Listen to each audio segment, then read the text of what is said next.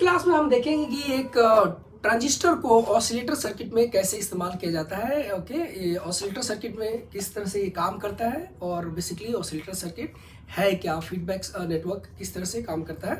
Okay, तो अगर आपने हमारे चैनल को सब्सक्राइब नहीं किया है अभी तक तो प्लीज़ सब्सक्राइब कर लीजिए और अपने दोस्तों में भी शेयर कर दीजिए, क्योंकि इसमें बहुत जो इम्पोर्टेंट टॉपिक्स हैं वो सारे कवर होंगे और हम कोशिश करेंगे बहुत अच्छे से सारी चीज़ों को कवर करने का, अच्छे से समझाते हुए। ओके, तो चलते हैं। देखिए, बेसिकली फीडबैक सिस्टम जो होता है, फीडबैक एम्पलीफायर, इसको फीडबैक एम्पलीफायर और बेसिकली फीडबैक, यहाँ पे हम ऑसिलेटर सर्किट की बात करेंगे। तो एक टर्म आप देख रहे होंगे, यहाँ पे हम फीडबैक का इस्तेमाल करते हैं, फीडबैक टर्म का इस्तेमाल करते हैं। ये क्या है बेसिकली?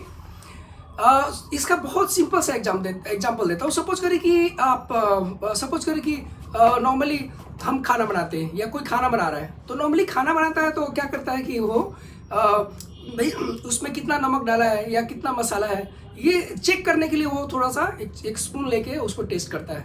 ओके, अगर लगता है कि हाँ इसमें नमक कम है तो वो थोड़ा सा और डालता है, फिर से दोबारा टेस्ट करता है, हाँ भाई इसमें मसाला कम है, तो फिर से उसमें नमक मसाला जो भी कम होता है वो उसमें डालता है। मतलब बेसिकली वो टेस्ट करके वो फीडबैक जो है ना, फीडबैक दे रहा है। ओके, फीडबैक दे रहा है और फीडबैक देके और फिर उसको सुधार कर रहा है। ओके, फीडबैक दिया और फिर से उसको सुधारा गया। एग्जैक्टली हमारा जो ये सिस्टम है, मतलब ये जो यहाँ पे नेटवर्क है, इसी तरह से काम करता है। ओके, बहुत से सिंपल है। सपोज कर कि कई बार होता है, हम अपने स्टूडेंट से हमारे स्टूडेंट्स से पूछते हैं कि भाई ये सब्जेक्ट जो है वो कैसा पढ़ाया गया, क्या आपको अच्छे से पढ़ाया गया, तो वो रिटन में कुछ पेपर वगैरह में लिख के देते हैं कि हाँ यहाँ प्रॉब्लम हुई। तो हम क्या करते हैं, उसको फिर से सुधारते हैं, उसको यानी कि कोशिश करते हैं कि उस स्टूडेंट की जो प्रॉब्लम्स है उसको सही कर पाए और जहाँ पे दिक्कत आ रही है वहाँ पे हम उसको मॉडिफाई करें। तो बेसिकली स्टूडेंट ने हमें फीडबैक दिया। ओके, फीडबैक दिया तो हमने उसको लेते हुए और सुधारा, वो चेंजेस किए जिससे कि वो फाइनली उसको फायदा हो। कुल मिला के ये ऐसे ही काम करता है। ये चीज़ इतना ही सिंपल है जितना ये चीज़ें मैं बता रहा हूँ आपको। ओके, तो एक एम्पलीफायर सर्किट है, एम्पलीफायर ये ट्रांजिस्टर एम्पलीफायर है। ट्रांजिस्टर एम्पलीफायर आप ले सकते हैं कि ये कॉमन इमीटर सर्किट जो हमने इस्तेमाल किया है वही कॉमन इमीटर सर्किट है। ओके, कॉमन इमीटर सर्किट ही है। ओके, तो उसी को ले सकते हैं, कॉमन इमीटर सर्किट को।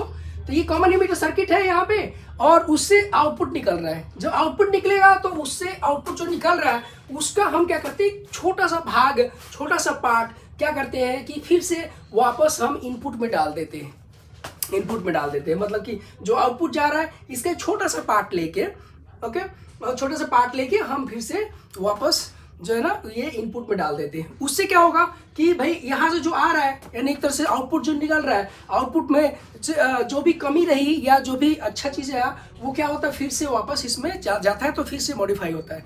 सपोज करिए आउटपुट निकल रहा है, उसमें कुछ कमी देखने को मिली, या कुछ जो एरर देखने को मिली, या कुछ चीज़ें ऐसी मिली जिसको सुधारने की जरूरत है या चेंज करने की जरूरत है। तो हम क्या करते हैं कि यहाँ पे फीडबैक नेटवर्क है, ये इसका थोड़ा सा पार्ट लेके और फिर से इनपुट में दे देता है, तो फिर से यहाँ मॉडिफाई होता है, फिर से ये आउटपुट आएगा। ओके, थोड़ा मॉडिफाई होने के बाद फिर से आउटपुट आएगा, क्योंकि फीडबैक दिया गया, तो आउटपुट जो है उसका फिर से थोड़ा सा पार्ट लेके वापस फिर से डाल देते हैं, फिर से मॉडिफाई होता है। तो ये मॉडिफाई होते होते या चेंज होते होते और जो हमारी डिजायर्ड रिक्वायरमेंट है उसके करस्पॉन्डिंग हमें यहाँ पे आउटपुट मिलता है। ओके, तो ये बिल्कुल एक जो है इसका ओवरव्यू है। बाकी अगर मैं बोलूँ तो ये जो है फीडबैक सिस्टम का बेसिकली ये जो ऑसिलेटर ट्रांजिस्टर, ये ऑसिलेटर सर्किट है, उसको बेसिकली क्या होता है, इसमें ट्रांजिस्टर का इस्तेमाल करते हैं। और ट्रांजिस्टर जो है ना, ट्रांजिस्टर बेसिकली इसका यूज़ क्या करते हैं, तो डीसी से एसी बनाने में और हम इस्तेमाल करते हैं। जो भी एक रिक्वायर्ड फ्रीक्वेंसी की हमें एसी चाहिए, ओके, जैसे कि 50 हर्ट्ज की फ्रीक्वेंसी की एसी चाहिए, 40 हर्ट्ज की, 100 हर्ट्ज, 120 हर्ट्ज का एसी चाहिए, तो उसके लिए हम इसका इस्तेमाल करते हैं। ओके, चलते हैं सीधे डायरेक्ट इसमें। अभी देखिए ये जो चीज़ है यहाँ पे, ये बेसिकली क्या है, तो ये आपको एनपीएन आपको दिख रहा होगा, एनपीएन ट्रांजिस्टर है, और यहाँ पे बायसिंग के लिए लगा रखा आपने, ये बायसिंग प्रॉपर बायसिंग के लिए आपने बैटरी लगा रखी है। ओके, ये चीज़ आपको चलिए ये कर देते हैं, मतलब ये समझ में आता है।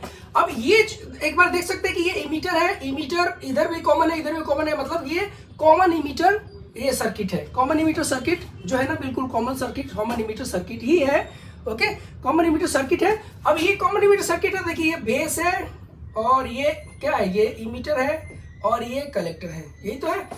तो ये वाला जो पार्ट है, ये एक तरह से इनपुट सर्किट है, इसको बोलूंगा कि ये इनपुट सर्किट है। कौन सा सर्किट, कौन सा कितना भाई, ये वाला जो पार्ट है, ये वाला, ये पूरा इनपुट सर्किट है, ये वाला input, this is the input circuit. Okay, input circuit या इनपुट पार्ट। ओके, और आउटपुट कौन सा है, देखिए कलेक्टर से जो निकल रहा है और इमीटर के बीच में, यानी ये जो चीज मिल रही है, ये आपका, ये क्या है, यहां से ये जो चीज मिल रही है वाली, ये है output, this is the output. Okay, तो ये वाला पार्ट जो है, ये वाला पार्ट, ये है आउटपुट पार्ट, ये वाला जो पार्ट है ये आउटपुट पार्ट, करेक्ट है। ये इनपुट पार्ट है और ये आउटपुट पार्ट है। अगर इसको मैं बोलूँ तो इसको कवर करना चाहो तो ये कर सकते हो, ठीक है। ये चीज यहाँ पे ये पूरा इनपुट पार्ट है, बस ये आउटपुट पार्ट है और ये वाला इनपुट पार्ट है। ओके, थोड़ा सा इसको अगर करना चाहो तो, क्लोज करना चाहो तो, ये देखिए पूरा ये इनपुट है और ये आउटपुट है, this is the output part है। ओके, आउटपुट पार्ट लिख दो या सर्किट लिख दो, ठीक है। अब होता क्या है कि देखिए यहाँ पे आपने जैसे यहाँ पे जैसे स्विच ऑन किया, जैसे स्विच ऑन करोगे तो क्या होगा, जैसे स्विच ऑन किया आपने, जैसे स्विच ऑन किया तो फिर क्या होगा, इसमें करंट जो भाई प्रॉपर बैटरी आपने लगा रखी है, प्रॉपर बाइसिंग कर रखी है आपने। ओके, प्रॉपर बाइसिंग कर रखी है, तो जैसे स्विच ऑन करोगे, लेकिन आपने पहले स्विच ऑन नहीं किया था, स्विच ऑफ करके रखा था। ओके, तो जिसे आप स्विच ऑन, इस बटन को स्विच ऑन करते हो, तो स्विच ऑन करते हो तो क्या होता है, ये इस इनपुट ये जो है ना आपका इनपुट सर्किट और ये आउटपुट सर्किट, इसमें करंट स्टेबलाइज होना शुरू हो जाता है। जो करंट स्टेबलाइज होना शुरू हो जाता है मतलब कि करंट इसमें बढ़ना शुरू हो जाता है, मतलब कि भाई ये जब स्विच ऑन करोगे तो यहाँ से करंट फ्लो करेगा और यहाँ से आउटपुट करंट यहाँ से जाना शुरू हो जाएगा। ओके, आउटपुट, यहाँ से आउटपुट करंट मतलब आईसी जाना शुरू हो जाएगा, आईसी। ये आईसी क्या होगा कि इस, अब देखिए यहाँ पे क्या होता है, कॉइल लगी रहती है और साथ में उसके पैरेलल में एक कैपेसिटर लगा रहता है, कॉइल और इसके साथ पैरेलल में कैपेसिटर लगा रहता है, ठीक है। तो ये बेसिकली आप बोल सकते हो कि टैंक सर्किट, इसको हम टैंक सर्किट भी बोलते हैं। टैंक सर्किट है एक इंडक्टर और एक कैपेसिटर, दोनों पैरेलल में जोड़े हुए रहते हैं। ओके, तो ये जो आपका करंट आएगा, करंट इसमें आएगा। करंट जब आपको पता है कि जब इंडक्टर लगा होता है तो अचानक से करंट बढ़ने नहीं देता है।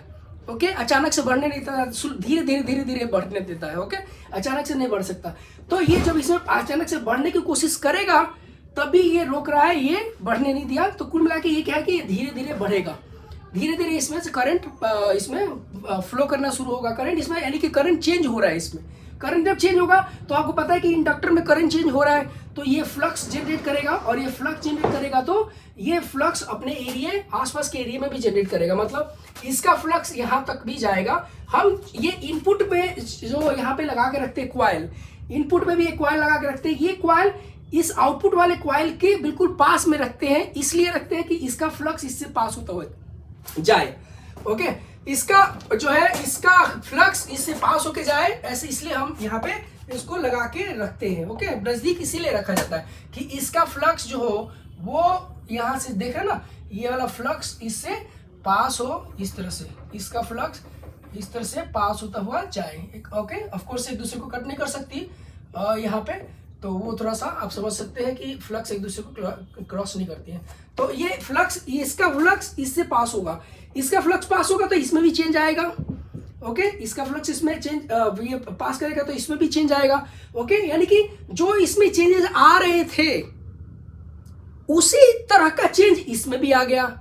इसका क्या मतलब है, जो आउटपुट आया है उस आउटपुट का, मतलब आउटपुट की तरह का ही यहाँ पे सिग्नल जा रहा है, आउटपुट की तरह का सिग्नल जा रहा है, ऐसे बोल सकते हो। इसका फ्लक्स इससे पास कर रहा है, इसका मतलब ये जो आउटपुट आ रहा है, आउटपुट से इनपुट में भी जा रहा है कुछ सिग्नल। ओके, ये आउटपुट है, आउटपुट का एक पार्ट इनपुट में जा रहा है।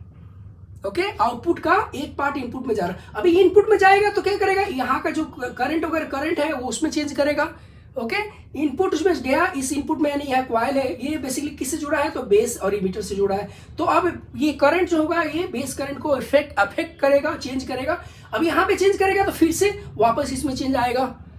ओके, इसमें चेंज आएगा मतलब और फिर से ये इसमें चेंज आएगा और फिर इसमें यानी कि चेंज आएगा तो फिर से इसमें वापस इसमें चेंज आएगा।